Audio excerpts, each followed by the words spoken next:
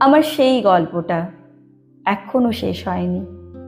শোনো, পাহাড়টা আগেই বলেছি ভালোবেসেছিল মেঘকে।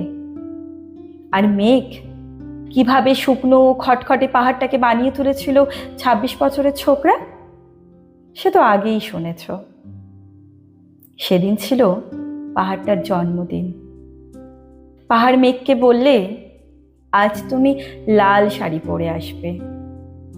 মেঘ পাহাড়কে বললে, আজ তোমাকে স্নান করিয়ে দেব চন্দন জলে।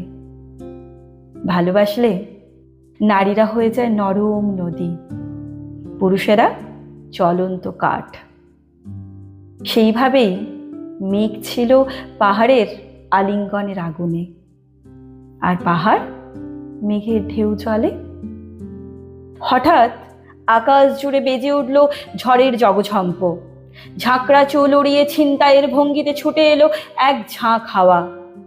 মেঘের আঁচলে টান মেরে বললে, ওঠ ছুরি, তোর বিয়ে। এখনো শেষ হয়নি গল্পটা।